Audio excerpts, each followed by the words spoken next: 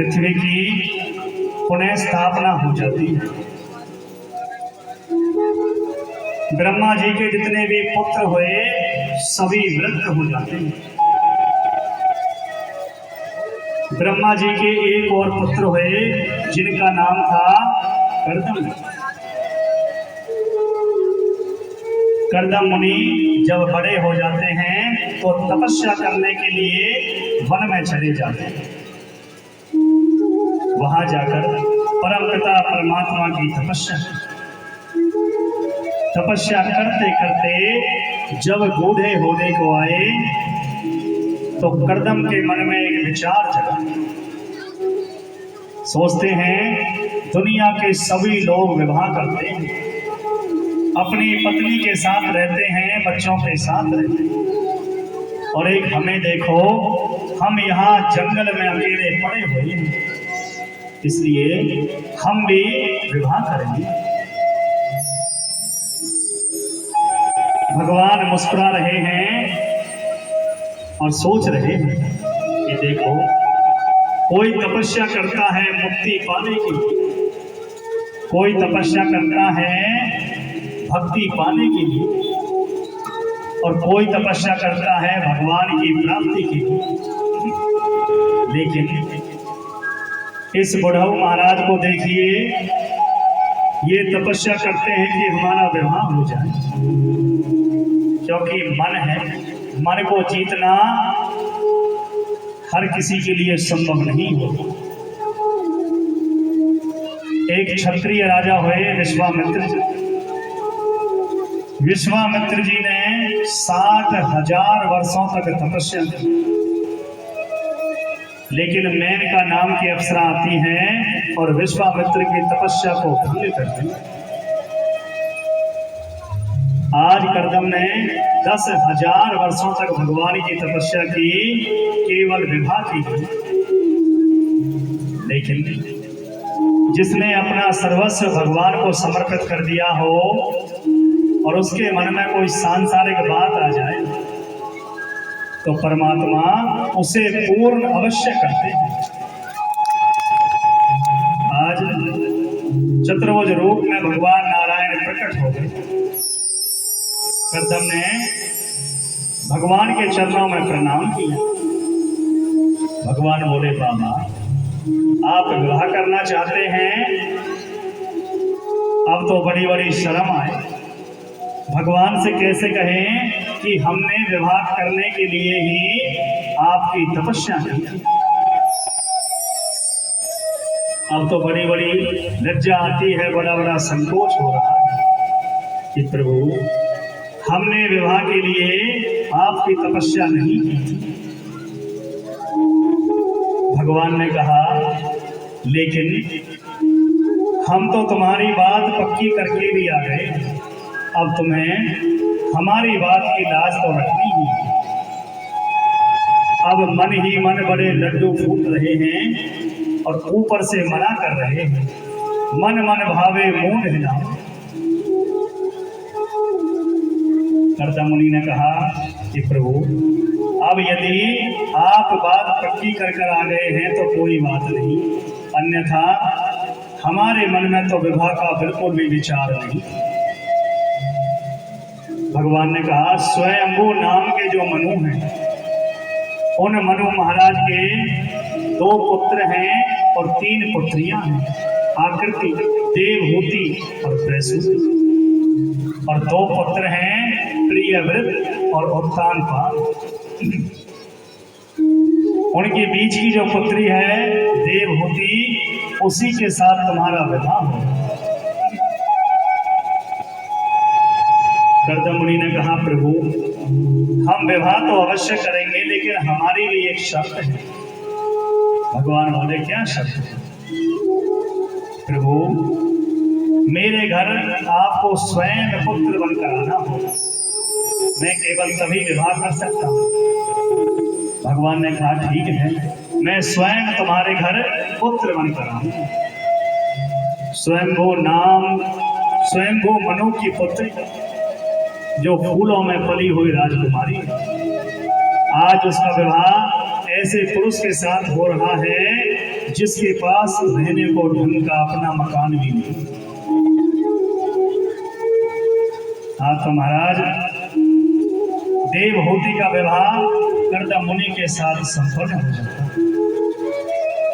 अपनी पत्नी को लेकर अपनी परम कुटी पर आ जाते। एकदम नितांत जंगल में छोटी सी परम कुटी। देवहूति ने जैसे ही परम कुटी में प्रवेश किया और जब ऊपर की तरफ देखा तो हजारों पक्षियों के घोंसले लटके हुए। नीचे की तरफ देखा तो हजारों बिल्ले बने हुए, किसी में सांप, किसी में मेंढक, किसी में चूहा। प्रभु ये सब क्या है?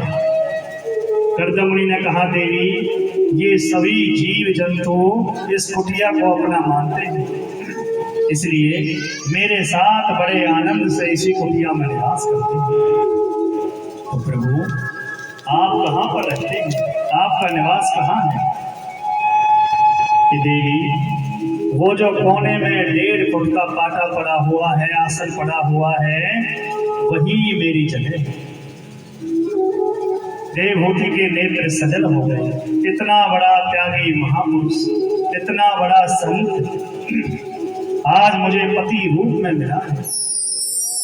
देवहूति ने कुटिया की खिड़की को खोलकर जब बाहर की तरफ देखा तो एक बड़ा सुंदर झरना बहा और उस झरने के नीचे गाय, शेर और हिरण तीनों एक साथ मिलकर पानी पी रहे हैं।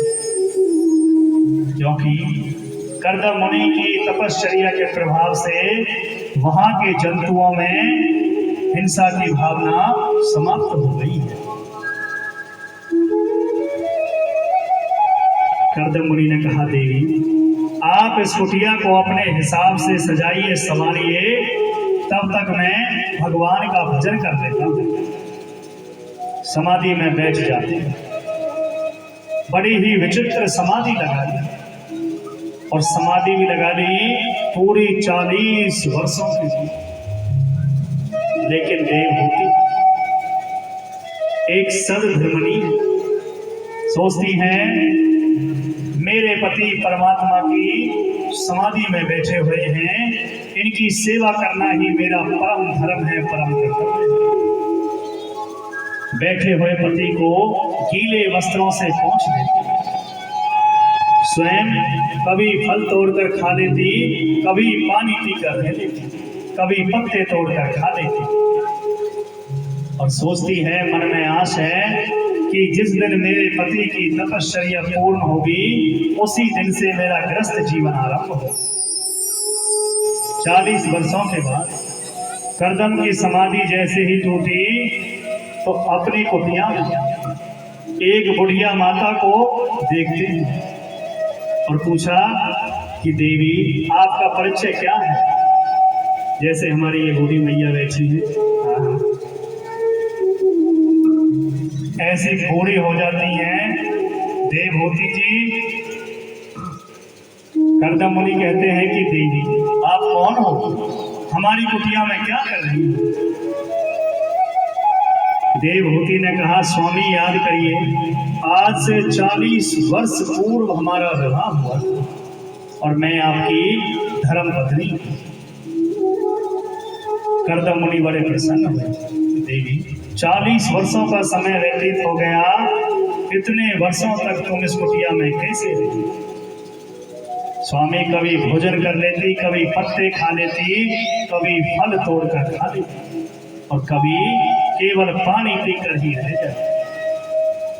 देवी तुम अपने पिता के घर क्यों नहीं गई?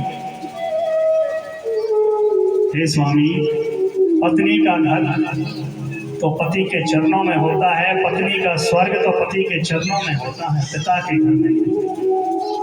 महात्मा कर्दम का हृदय विदीर्ण हो गया। तुष्टो है मन तब मानवी मानदाय, शुश्रूषया प्रमया परिया चय। हे देवी मैं तुमसे बड़ा प्रसन्न हूँ। मेरे लिए तुमने इतने इतने कष्ट सहे, सूखे पत्ते खा खाकर तुम्हारा शरीर कांटे जैसा हो। देवी तुमने सोचा होगा कि कैसे पुरुष से मैंने शादी कर ली, ना रहने का ठिकाना ना खाने का ठिकाना। इसलिए देवी एक क्षण के लिए अपने नेत्रों को बंद करो। देवहूति ने अपने नेत्रों को बंद करके जब खोला तो सामने एक बड़ा सुंदर सरोवर बन जाता है और उस सरोवर में एक 9 मंजिल का महल बनकर तैयार हो जाता है। हजारों आभूषण हो गए, सैकड़ों दास दासियां हो जाती। कर्दम मुनि ने देवहूति के हाथ को पकड़ा और सरोवर में डुबकी लगाई तो कर्दम जी मुनि हो जाते हैं 20 वर्ष की और देवहूति जी हो जाती हैं केवल 16 वर्ष की। कर्दम जी ने प्रतिज्ञा की थी कि एक पुत्र के होते ही मैं गृहस्थ जीवन का त्याग कर दूंगा, लेकिन भगवान को कुछ और ही मंजूर था। पुत्र तो हुआ नहीं और पुत्रियों की लाइन लग जाती है। 1 पुत्री, 2 पुत्री, 3 पुत्री, 4 पुत्री, 5 पुत्री, 6 पुत्री, 9 पुत्रियां हो जाती हैं। कर्दम मुनि कहते हैं कि हे प्रभु, ये किस जंजाल में आपने मुझे फंसा दिया। हे प्रभु, मैं तो केवल आपके दर्शन चाहता था, आपकी भक्ति चाहता था। 10वीं संतान के रूप में स्वयं भगवान नारायण कपिल देव के रूप में प्रकट होकर आए और ये कपिल देव महाराज की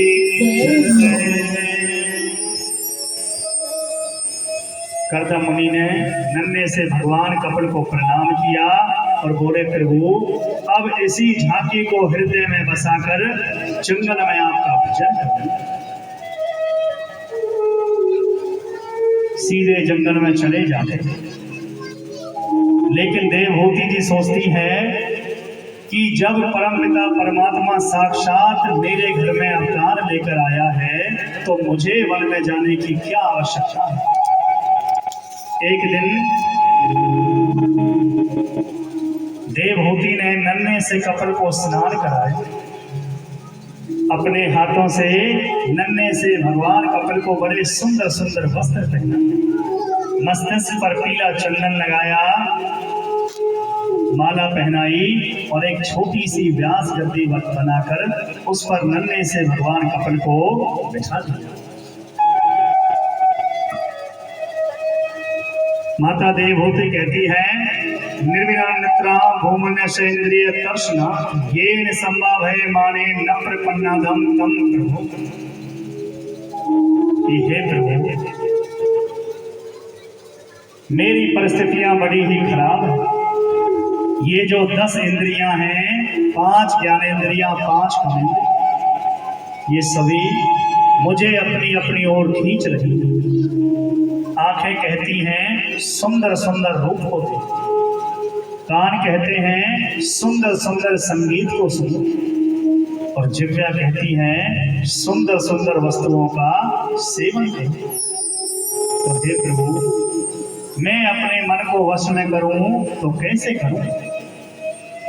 भगवान कपिल ने कहा, मां, आप तो स्वयं परम ज्ञानी हैं, लेकिन इंद्रियों को तो वश में अवश्य ही करना चाहिए और इंद्रियों को वश में करने का साधन है संयम, पेशेंस। यदि फिर भी इंद्रियां वश में नहीं होती हैं तो प्रत्येक इंद्रिय का मुख परमपिता परमात्मा की तरफ मोड़ दीजिए। हमारे मन में पकवान खाने की इच्छा है तो पकवान अपने घर पर बनाइए, शुद्ध बनाइए, सात्विक बनाइए। सबसे पहले भगवान का भोग लगाइए और उसके बाद उस भोग को स्वयं ग्रहण करिए। तो वो जो भोग है वो एक भगवान का प्रसाद बन जाता है, अमृत के समान हो जाता है। इस प्रकार है मैया, जीव की वस्तु जीव को प्राप्त हो जाती है, लेकिन भगवान का भोग लगने के बाद। हे प्रभु, मेरा दूसरा प्रश्न है बंधन किसका होता है? बंधन मन का होता है, शरीर का होता है या आत्मा का होता है? और मन को वश में करने का क्या उपाय है? कि हे मैया, जहां तक बंधन का कारण है तो आत्मा का कभी भी बंधन नहीं होता। इसलिए आत्मा की मुक्ति का सोचना भी बहुत बड़ा अपराध है, क्योंकि जिसका बंधन नहीं उसकी मुक्ति कैसे? हे मैया, आत्मा की कभी कोई मुक्ति नहीं होती। बंधन और मुक्ति तो केवल मन की होती है।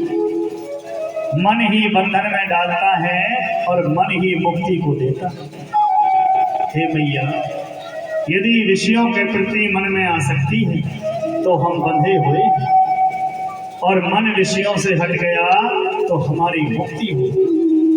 इसलिए मन को विषयों से अनासक्त बनाओ, और मन को अनासक्त बनाने का तरीका है सत्संग।